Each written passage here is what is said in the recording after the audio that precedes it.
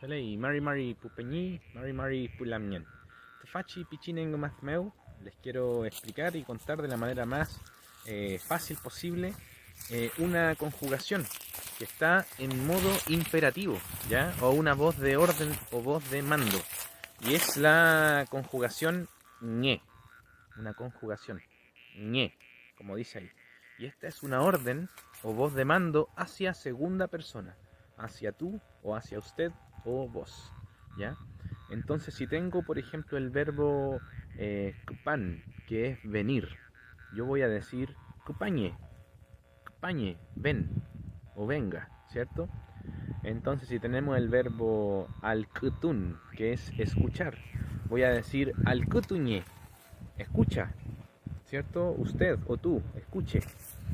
Si tengo el verbo zungun, ya que es hablar, voy a decir zunguñe, habla, ¿ya? Y bueno, pueden ir dejando abajo en los comentarios todas las ejemplos que se les ocurran, ¿ya? Ahora, ¿cómo lo puedo hacer? Por ejemplo, amutun, ¿cierto?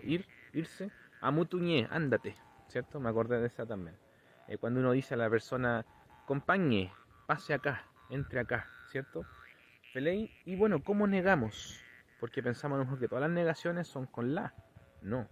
La negación de esta forma imperativa es esta. Kill. Kill. Entonces voy a decir, por ejemplo, al kutukilñe, no escuches. Zungukilñe, ¿cierto? Que no hables.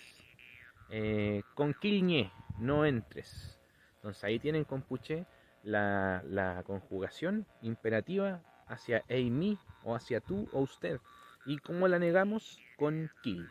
Entonces ya saben, si alguien le dice el canto kilñe, eso es no cantes.